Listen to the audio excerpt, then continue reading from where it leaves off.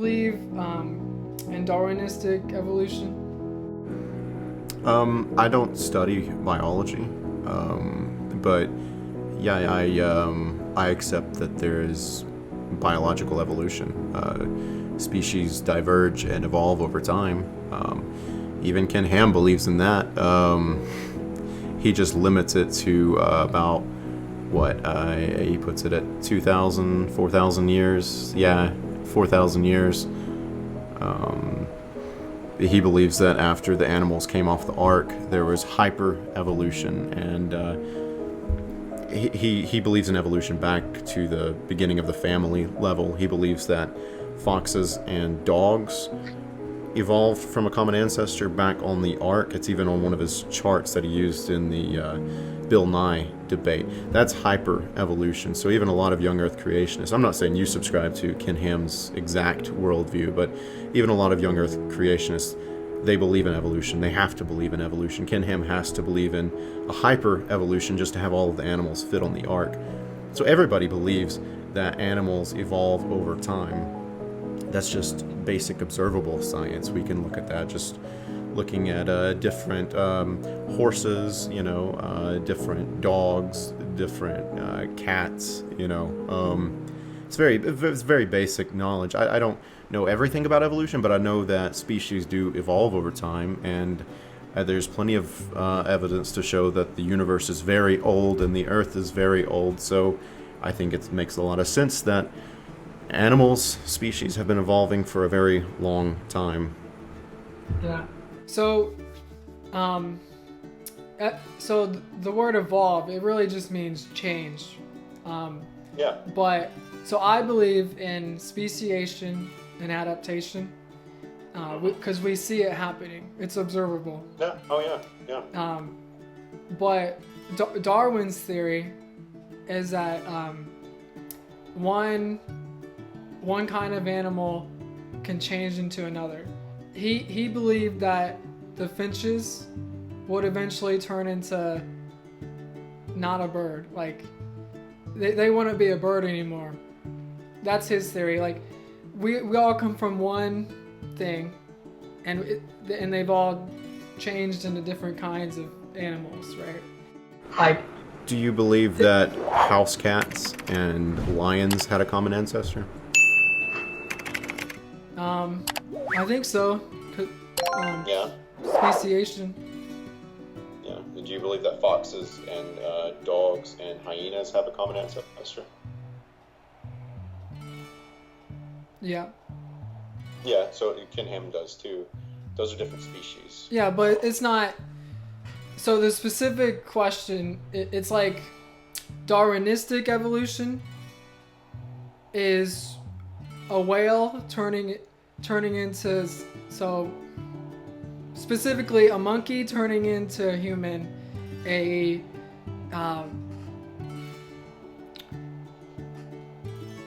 pig turning into a human. I mean, I don't think anybody believes that pigs turn into humans. Well, there's some people who do, because we have similar Okay. DNA. So Darwinistic evolution is basically a molecule can turn into something else, like a bacteria. A bacteria turns into a bigger thing, a different organism, and then eventually that turns into something else. But the observable stuff that we see, so I watched Ray Comfort's Evolution versus God movie.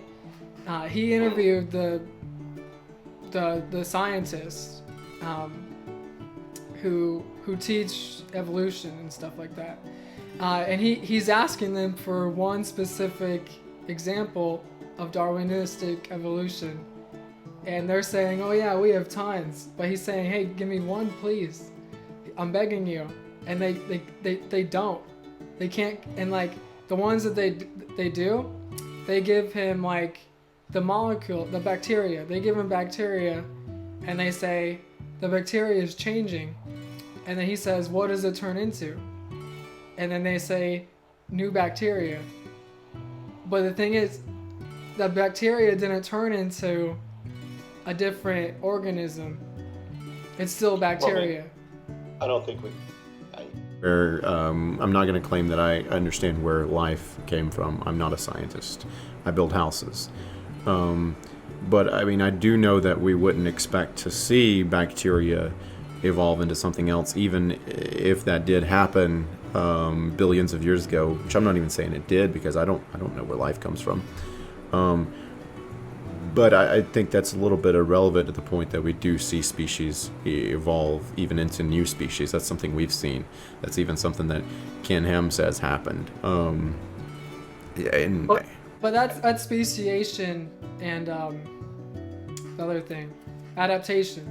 Like we see adaptation and speciation. I believe that all of that's happened in the last 4,000 years.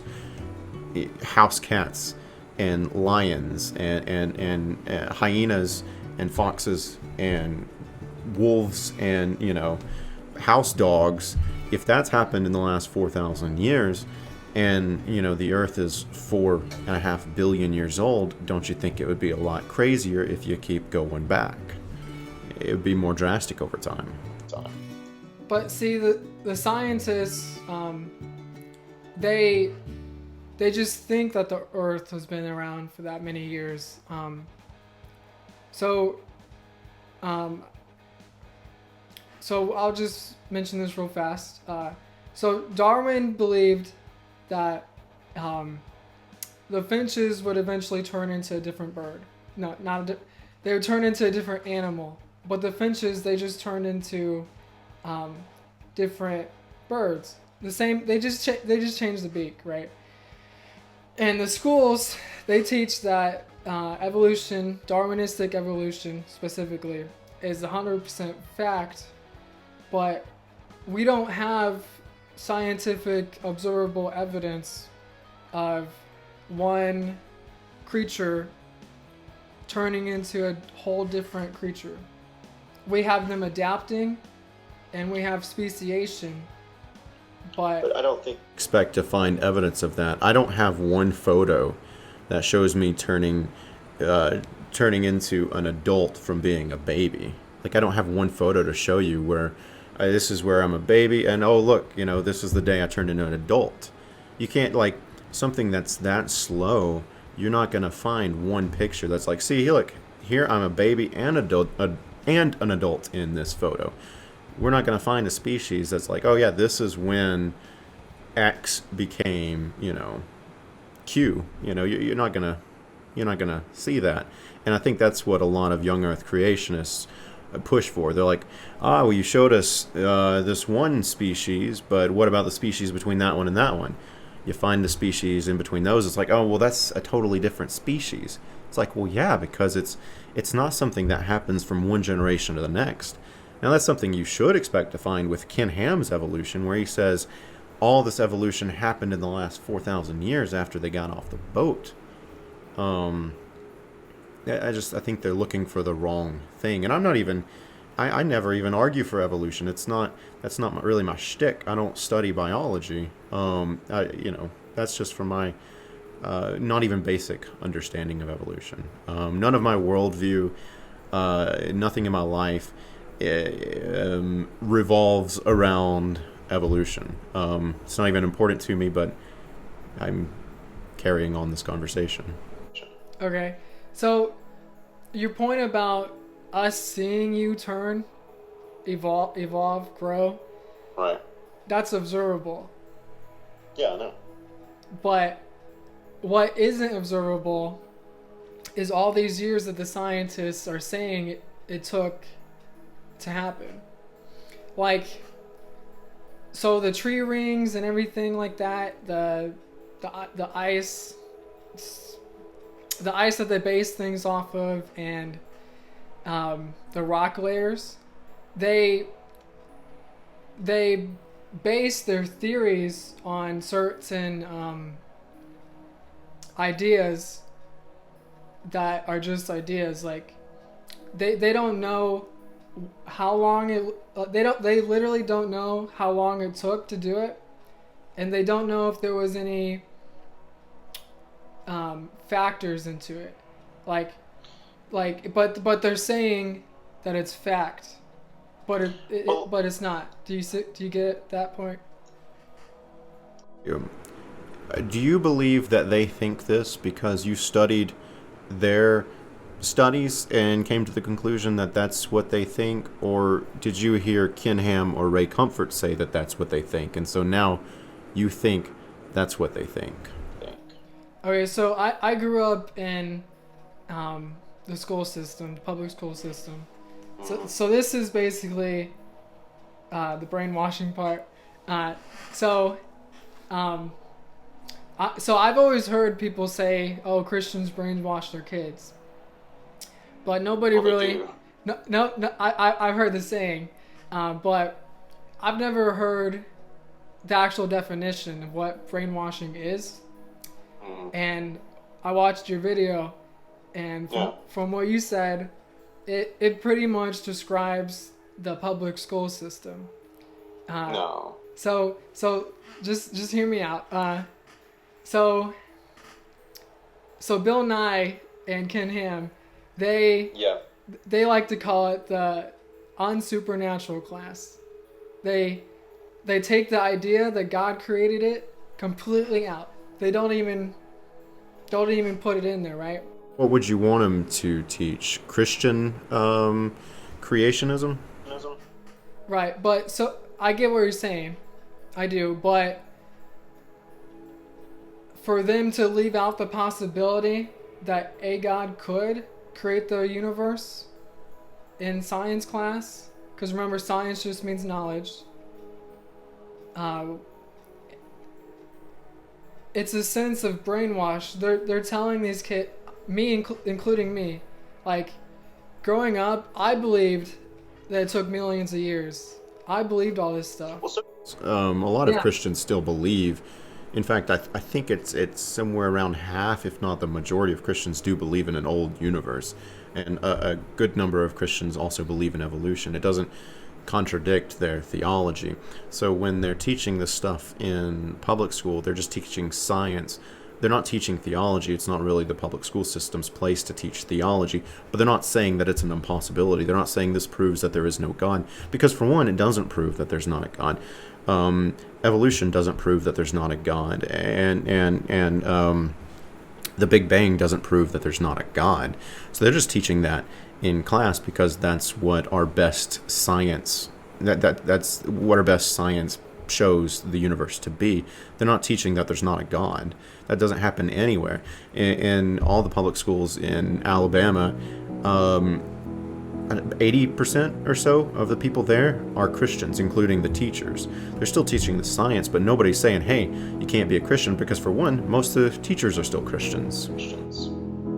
Yeah, but I'm not saying they're saying don't be a Christian, but like from my perspective, like from being in science class, my science teacher literally said that evolution is more of a fact. He told our class that, and more of a fact than no, like somebody was like, it's just a theory, and then he was like, it's more of a fact. Well, I mean, yeah, scientific theory. Yeah, and so, but like colloquially, it's a fact. I mean, like the theory of gravity, the germ theory. But those are two different contexts. Like, we can prove that. What'd you say when stuff falls? Gravity? You said gravity, right? Yeah. Okay, yeah, we can prove that. We can observe that it happens. So that's a fact that it happens. Yeah. But it's literally, so a theory is based on evidence that you have, and then you build up onto it. That's how.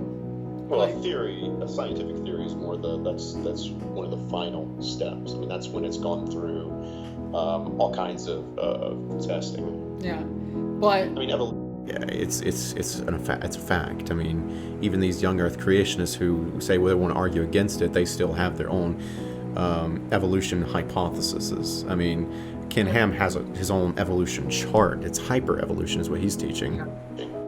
But so just for different instances, they say that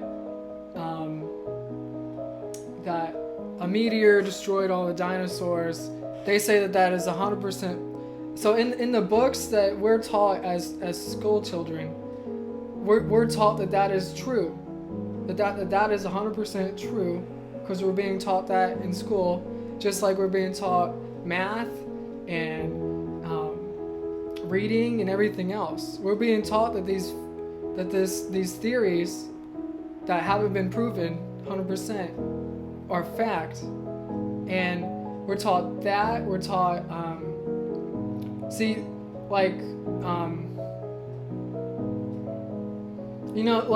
phlegm. So the stuff with the blood cells, like plants and stuff like that. You know how they show us all that stuff? Like, that's been proven, right?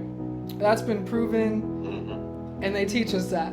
But then right next to that, they teach us dinosaurs being extinct by a meteor that's not been proven. They teach that the Earth is so many years old when it's not been proven. They teach how old the sun is when it's not been proven. They teach all this stuff as if it was 100% fact, but it has been proven. I think they say it's 100% fact. I think they say this is the best of our understanding because it is the best of our understanding. I mean, the Earth is billions of years old, and I mean, that is a very much a demonstrable fact, that along with other stars and our sun being billions of years old. I mean, that is... But there's no proof for that. You're saying it's fact, but you can't prove it. We can observe. And I'm not a scientist, but we can observe other solar systems. That's where we learn a lot about our solar system. So we can see like other protoplanets around other solar systems. We can see stars in every stage of their life. We see protostars. We see dying stars. We see stars that have died. And we see the same. We see the same process with planets from their birth to their death. And so with that, we can kind of gauge the lifespan or the age of our solar system.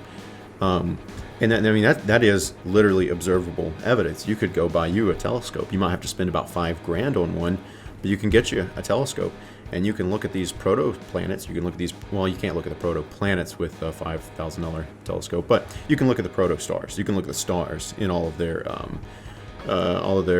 stages of their life. And well, that's also a demonstrable fact that the creation story in Genesis is not true, because it says that all of the stars were created at the same time, but they're not, because they're still literally being created. We can see stars that are being born right now in our lifetime, and they're dead stars too. There shouldn't be dead stars, by now. There's some basic science to the age of the stars and planets. It doesn't even take much more than a carpenter like myself to get a basic knowledge of it.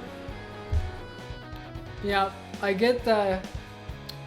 So, see, this is what scientists do. They see what's happening now, and they make theories down through the past of how long it took in measurements to form these things, but they weren't there to observe it. Like, we don't have millions of years. Well, we don't have a time machine, so we can't go back, but we can simulate this a lot of these things with physics engines, which is what we do now with a lot of things. We put in the materials that something is composed of, and we can literally simulate its mass, its age, how long it's going to take for it to burn all of its fuel. This is some really high-tech stuff we can do right now. And not only can we just assume that that's how things were in the past, we can predict that's how things are going to be in the future, and then we can see that our predictions are accurate in the future when it does follow what we've predicted. It's just, it's. I don't think it invalidates it that we weren't there millions and billions of years ago to see these things happen. I mean, we're just doing the best we can. Yeah.